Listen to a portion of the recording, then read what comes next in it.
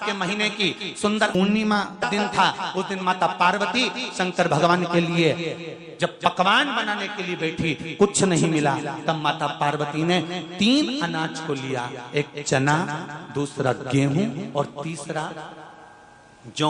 इन तीनों को भींग रहे थे, उसको लेकर आए गंगा जी में से, उसको सेक कर माता ने अंगीठी पर और उसका जो सत्तू बनाकर शिव को दिया। शंकर भगवान ने कह दिया, सुन पार्वती, ये सत्तू नहीं, ये मेरी औषधि है। बैसाख के महीने में जो खाएगा वो जिंदगी भर रोएगा नहीं, शरीर से स्वस्थ आ रही है। सत्तू का प्रयोग अवश्य करना, करोगे ना? उसका दान अवश्य करना। कोई आए उसको थोड़ा सा सत्तू अवश्य खिलाना। 3 चीजें होती हैं सत्तू में, गेहूं, चने की दाल, जौ। इनको गलाया जाता है, रात भर गलाने के बाद इसको फिर सेका जाता है, सेक कर पिसाया जाता है, फिर उसका प्रयोग किया जाता है। महाराज चाहे फिर उसको घोल कर आप शक्कर के साथ, गुड़ के साथ, नमक के साथ, जीरे के साथ, पुदीना के साथ, जिसके साथ तुम्हें खाना है वो तुम्हारे ऊपर, पर दान करना सत्तू का जरूर है। एक चुटकी मात्र भी अगर सत्तू आपने दान किया है बैसाख महीने में, उसका फल जरूर मिलेगा, जरूर प्राप्त। तुमने जो सत्तू दान करा है, बैसाख महीने में तुमने जो पानी पिलाया है, बैसाख महीने में तुमने जो सत्तू का दान करा है, बैसाख महीने में जो सत्तू तुमने किसी को खिलाया है, बैसाख महीने में सत्तू का लड्डू का भोग भगवान को लगाया है, वो सत्तू का एक एक कण तुम्हें 47वें दिन बेतरनी तरने के समय पर सामने आएगा और तुम्हें पार ले जाकर जाएगा। वो सत्तू का एक पकवान बनता है शंकर जी का।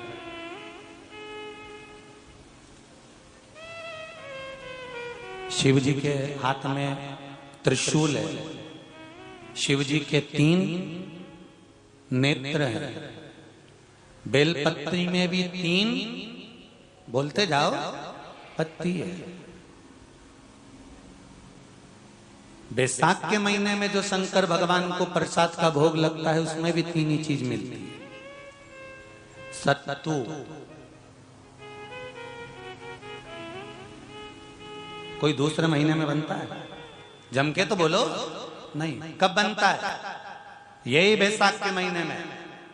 चने की दाल, गेहूं और जौ, इन तीनों को गलाकर सेक कर जो सत्तू तैयार होता है, इसी बैसाख के महीने में परशुराम जयंती के दिन या अमावस्या के दिन या पूर्णिमा के दिन शंकर भगवान को समर्पित होता है और भगवान विष्णु को समर्पित होता है। दुनिया के लोग कहते क्या होता है सत्तू से?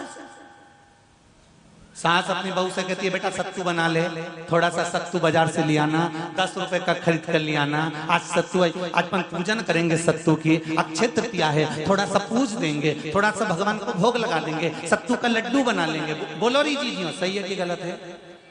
बाजार में भी सत्तू मिलता है, तो बच्चे कहते हैं, बहुएं कहती हैं, कौन खाएगा, काय को ला रहे हो, सत्तू का क्या काम है? पर शिव महापुराण की कथा कहती है, स्कंद पुराण की कथा कहती है, जिस समय पर बैसाख के महीने की सुंदर अमावस्या का दिन था, उस दिन माता पार्वती शंकर भगवान के लिए जब पकवान बनाने के लिए बैठी, कुछ नहीं मिला, तब माता पार्वती ने 3 अनाज को लिया, एक चना, दूसरा गेहूं और तीसरा जौ।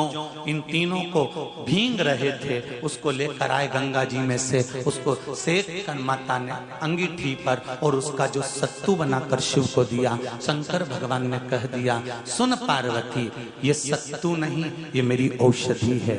बैसाख के महीने में जो खाएगा वो जिंदगी भर रोएगा नहीं, शरीर से स्वस्थ। अब उसको लोगों ने हंसी खेल में ले लिया, सत्तू का क्या काम, मम्मी हम नहीं खाएंगे, बड़ा पूरा। शिव जी का एक एक चीज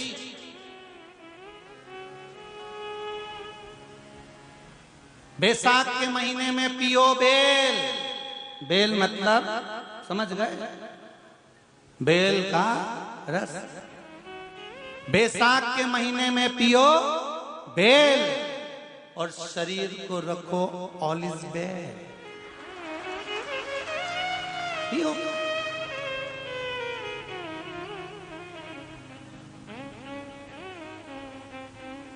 शरीर बेकार नहीं होगा,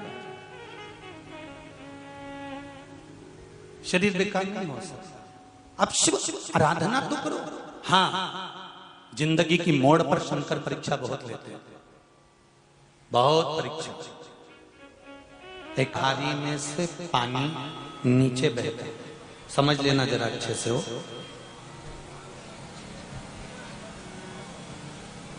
जैसे ये गोल जलाधारी है, ये शिवलिंग है, यहां से पानी नीचे बहता है।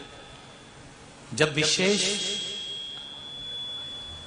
कोई दुख वाली बात आ जाती है या कोई तकलीफ खड़ी हो जाती है, बहुत बड़ी अगर कोई तकलीफ खड़ी हो जाती है, तो शिवलिंग के स्पर्श की जगह जहां से पानी बहता है, जाता है ये गोल, और यहां से जो भगवान के चरण है जहां से पानी नीचे गिरता है, समझ रहे हो ना सब लोग?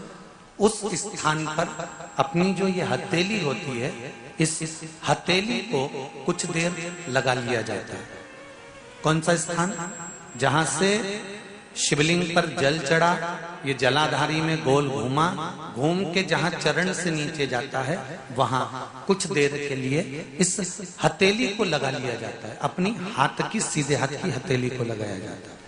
और देवाधिदेव महादेव का या तो पंचाक्षर मंत्र या षडाक्षर मंत्र या श्री शिवाय नमस्तुभ्यं, इस मंत्र का या महामृत्युंजय मंत्र का स्मरण कर लिया जाता है। और दिल की बात भगवान शिव से कह दी जाती है, हृदय से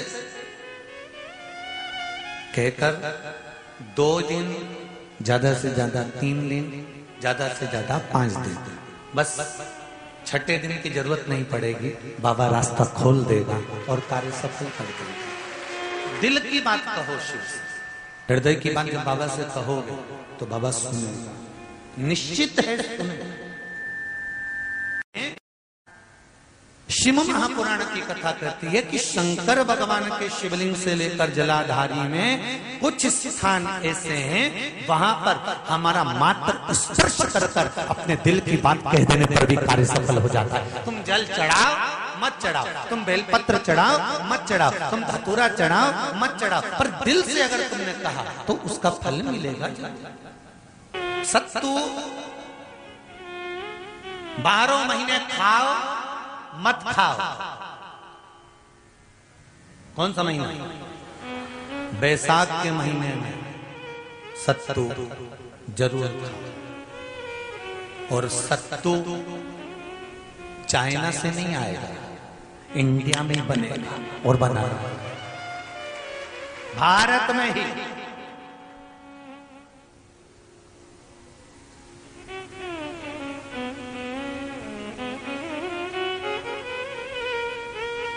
चलो आ जाओ गरुड़ पुराण में।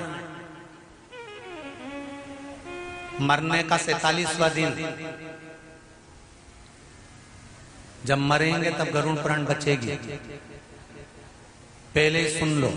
और जिसके पास में गरुड़ पुराण नहीं हो तो पंडित जी से मंगवा कर फिर पढ़ के देख लेना।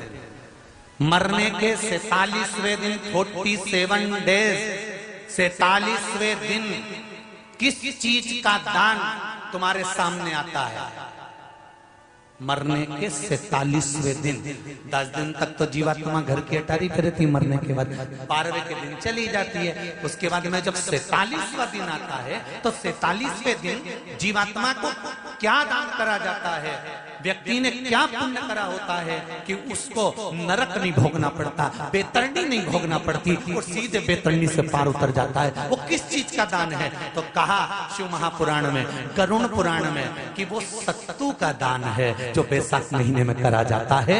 सत्तू का दान 3 चीजों से मिलकर बनता है। जौ, बोलते जाओ जल्दी, गेहूं, चना, ये 3 चीज से मिलकर बनता है। इसमें जो बारीक बारीक कण होते हैं, जितने जितने 3 चीज के मिले हुए बारीक बारीक कण होते हैं, ये जब दान किया जाता है सत्तू का, तब ये बेतरनी तरने के लिए 47वें दिन इस जीवात्मा ने अगर सत्तू का दान करा होता है या सत्तू का सेवन बैसाख के महीने में करा होता है तो उसको बेतरनी नहीं भोगना पड़ती, डायरेक्ट सीधे रतलाम उज्जैन से डायरेक्ट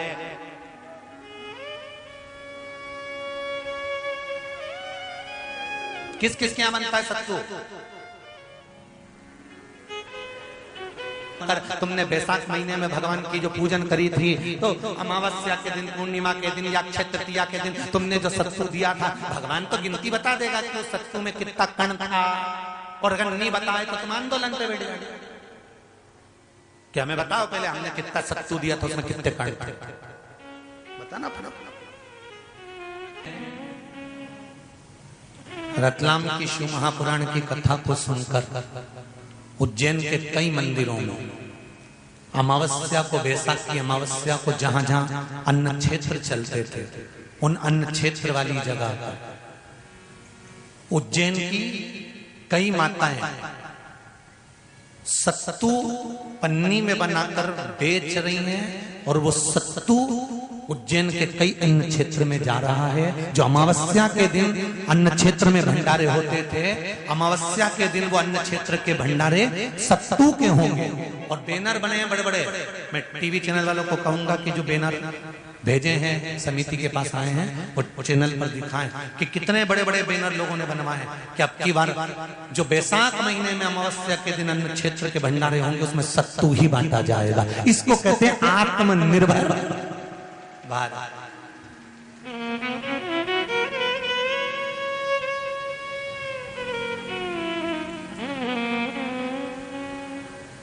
खुद का निर्माण करो स्वयं का।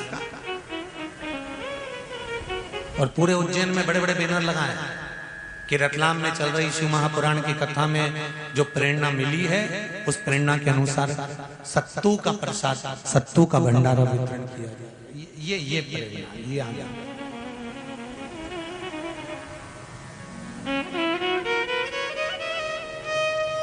आने वाली पीढ़ी सत्तू को छूना पसंद नहीं करेगी।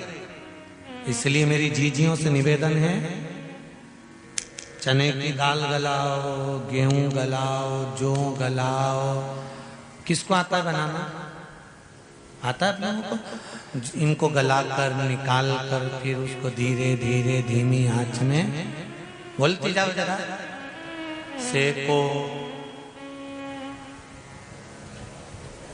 उतई सेको, जितना सब लोग खा ले और प्रसाद में भी वितरण हो।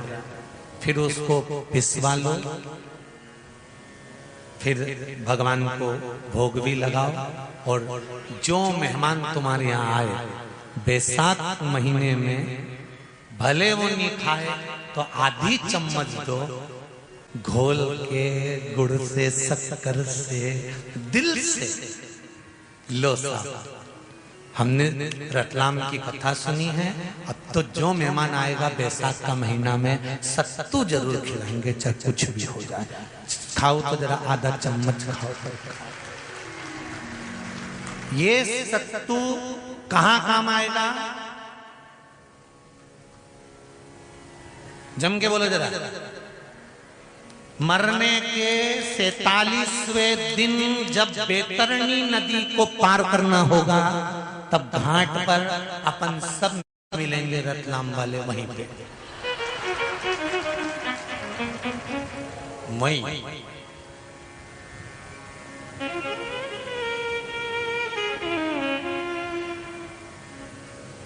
ये हमारा वो दीनानाथ बैठा है हारमोनियम लेके गाने।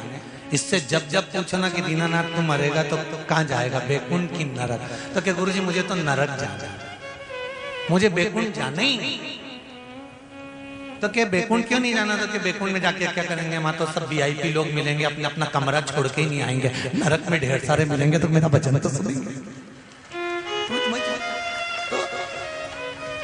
वही 47वें दिन तुमने जो सत्तू दान करा है, बैसाख महीने में तुमने जो पानी पिलाया है, बैसाख महीने में तुमने जो सत्तू का दान करा है, बैसाख महीने में जो सत्तू तुमने किसी को खिलाया है, बैसाख महीने में सत्तू का लड्डू का भोग भगवान को लगाया है, वो सत्तू का एक एक कण तुम्हें 47वें दिन बैतरणी तरने के समय पर सामने आएगा और तुम्हें पार ले जाकर जाएगा। वो सत्तू का 12 तारीख को हो जाएगी। पूर्णिमा के दिन गंगा के जल में मात्र 7 बेलपत्री डालकर जो नंदीश्वर भगवान अर्थात जो शंकर जी के शिवलिंग के सामने नंदी होता है, उस नंदी के चरण पर गंगा का जल चढ़ाकर बेलपत्री शिव पर समर्पित कर देता है, उसके घर में रुपया रुकना चालू हो जाता है, फिर वो गलत जगह पर नहीं जाता, गलत स्थान पर वो धन जाएगा ही नहीं। कई लोग इसको धन के लिए भी करते हैं, संपदा के लिए। संपदा के लिए अर्थात जिसका व्यापार नहीं चलता, जिसके घर में पैसा नहीं आता, या नौकरी नहीं लग रही, या सर्विस नहीं लग रही, आप अप्लाई कर रहे हो, जगह जगह जाकर इंटरव्यू भी दे रहे हो और पैसा नहीं आता, तो उसके लिए भी प्रयास किया जाए। के दिन अगर आप शंकर भगवान को एक लोटा पानी अगर शिव को समर्पित कर रहे हो, श्वेत पुष्प को रखकर शंकर जी के ऊपर सफेद फूल को चढ़ाकर अगर एक लोटा जल भी, एक पात्र जल भी शंकर को समर्पित कर रहे हो, तो ये लक्ष्मी के लिए ही तो कर रहे हो। और कौन सी लक्ष्मी? पूर्ण लक्ष्मी, पूर्ण लक्ष्मी। आपको पहले भी कथा में कहा, एक बार भगवान विष्णु के सामने लक्ष्मी मैया ने बहुत तेज स्वर में कह दिया था, नारायण, दुनिया के लोग आपका नाम जपते हैं, दुनिया के लोग नारायण नारायण कहते हैं, दुनिया के लोग आपका भजन करते हैं, और सत्य मायने में कहूं ना तो मेरे बिना दुनिया के लोगों की नहीं चल सकती, मेरे बिना दुनिया नहीं चल सकती, संसार मेरे बिना नहीं चल सकता। भगवान विष्णु ने कहा ये तो गलत है लक्ष्मी आपका कहना। एक दिन लक्ष्मी को अहंकार आ गया, अहंकार के संबोधन जब माता लक्ष्मी करने लगी तो भगवान, उसी समय पर भगवान विष्णु को क्रोध आ गया, और भगवान विष्णु ने कह दिया, लक्ष्मी तू इतनी बड़ी बड़ी बात कहती है कि तेरे बिना नहीं रह सकती संसार, मैं तुझे कहता हूं लक्ष्मी तू अपूर्ण है, तू अपूर्ण है, तू पूर्ण कब हो गई?